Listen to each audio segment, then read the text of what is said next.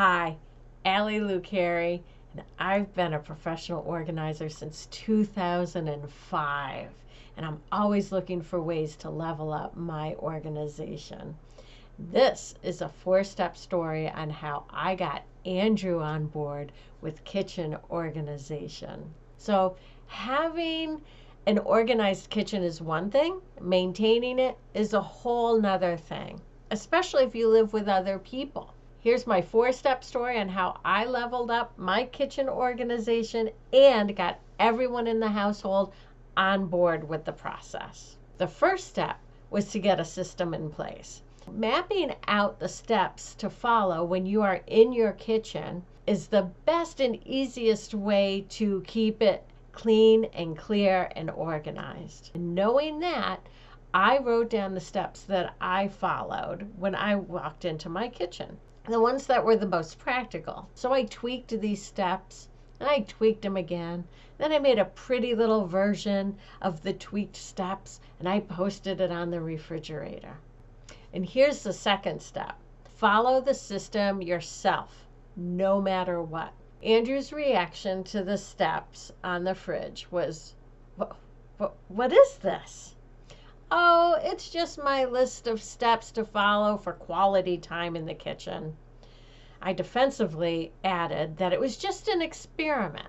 Then a guest saw it. Is this a task list? You need a task list? You don't have children here.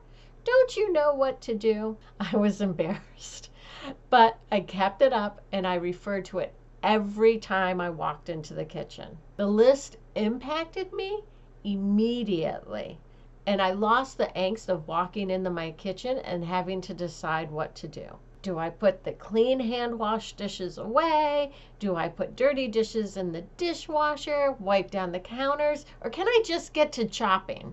Every time I walked into the kitchen, I looked at the list and I followed the sequence. Not only did I learn where to start, but I learned when I was done. And every snack and meal tastes so much better when you walk out of your kitchen knowing that it is done. That brings me to the third step, sharing with others how the impactful system works for you. A week after posting the list, went on vacation to visit family. So the list casually came up in multiple conversations. I extolled the virtues of it, the handy reference, the common sense flow, the peace of mind, and all the tasks getting done. Andrew was present for all those conversations. That's how this marvelous man who resists being told what to do more than me got on board.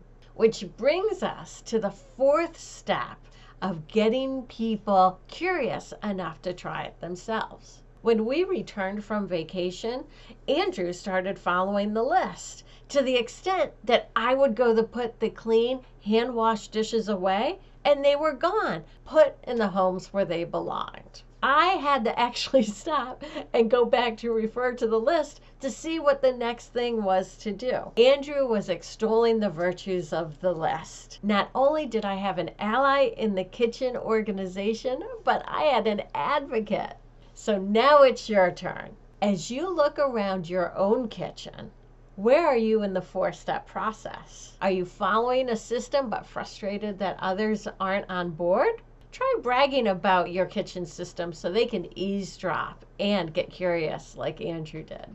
Are you still working on getting a system in place? Let me know. You can try out my system, or we can start fresh and start from scratch and make one up for you.